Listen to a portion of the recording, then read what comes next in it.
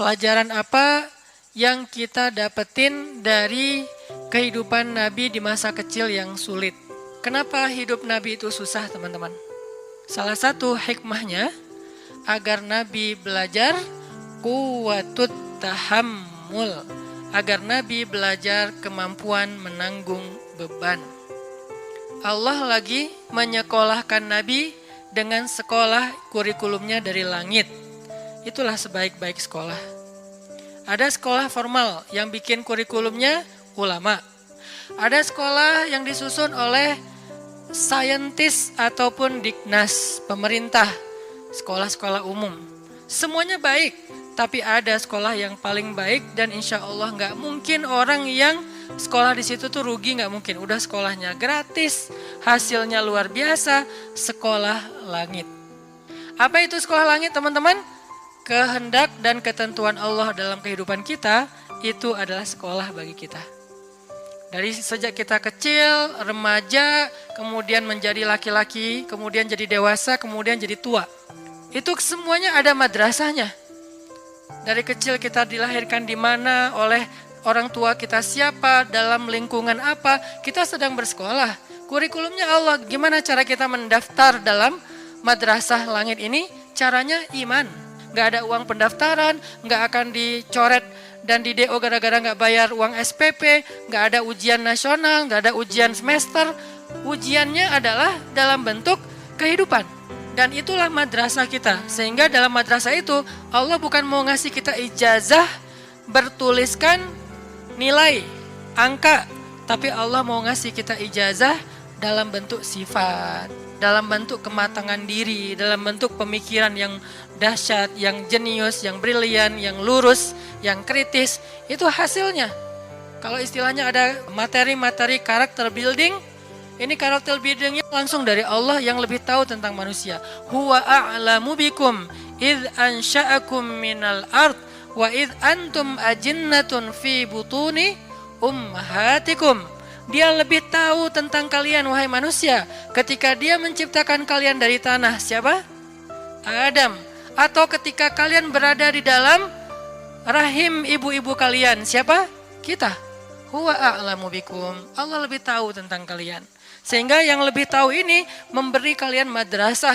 Sampai kita hari ini dapat madrasah dari Allah. Jadi ketika kita dapat ujian dalam hidup, kita coba bangun self-awareness. Oh, saya lagi sekolah sama Allah. Saya lagi disuruh latihan sama Allah. Latihan apa?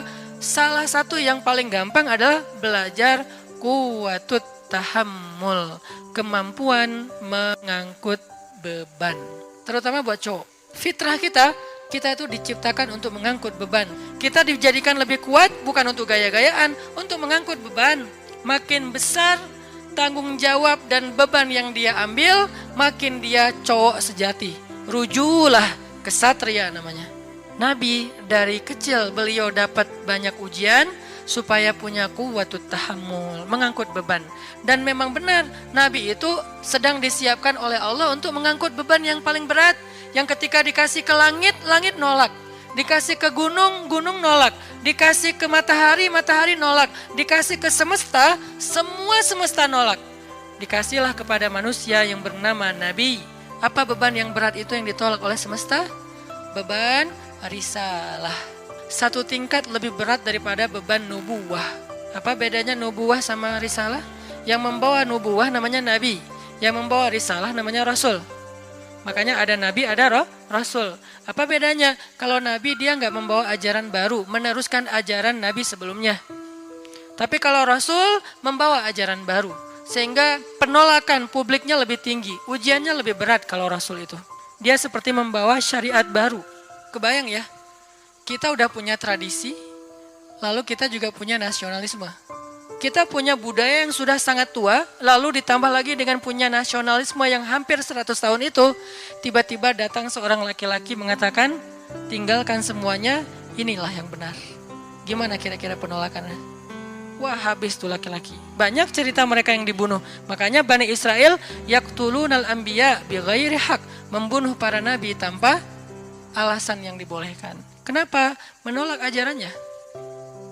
yang sudah turun-temurun selama ratusan bahkan ribuan tahun. Beban inilah yang akan dipikulkan oleh Allah kepada Nabi. Kenapa risalah itu berat? Risalah itu secara bahasa teman-teman artinya ajaran atau misi. Seorang yang membawa risalah, surat, itu namanya Rasul.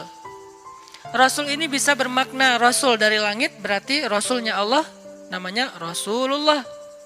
Bisa juga Rasulnya bumi, Rasul para raja, utusan para raja yang diutus ke raja yang lain, membawa surat dari raja ini, bisa surat rahasia, bisa surat tentang perang, bisa surat tentang damai segala macam. Resikonya gede nggak tuh jadi utusan? Gede banget resiko jadi utusan. Ini utusan Allah, bukan kepada satu orang, kepada lil alamin, lin nasi kafatan ajmain, kepada banyak manusia. Ini beban yang berat. Malaikat aja nggak sanggup memikul beban risalah. Pohon, laut, dan segala macam makhluk-makhluk Allah, semuanya hands up, gak mau. Ya Allah saya gak kuat. Kami kasih ke langit, langit gak berani. Kami kasih ke bumi dan gunung, gunung-gunung yang gagah, yang kuat itu gak berani. Kami kasih kepada manusia, mereka mengambilnya. Siapa manusia di sini? Para anbiya. Jadi beban risalah itu berat sekali. Tentang bagaimana caranya yukhrijun nas minaz zulumati ilan nur. Misinya adalah mengeluarkan manusia, bukan cuma satu suku, manusia dari kegelapan kepada cahaya. Dan yang paling berat risalahnya, risalah Rasulullah SAW, karena dakwah beliau bukan kepada satu bangsa, tetapi kepada manusia semuanya, bukan satu zaman, tapi sampai hari kiamat. Itu kenapa Nabi Muhammad itu dari kecil itu susah hidupnya, karena mau menanggung sebuah beban berat, namanya beban risalah. Lalu kepada siapa risalah atau beban ini Nabi wariskan? Karena kan berlaku terus sampai akhir zaman ya. Nggak terputus dengan Nabi wafat. Terus estafet. Kepada siapa Nabi mewariskan tongkat atau beban risalah ini? Al-ulama warasatul anbiya.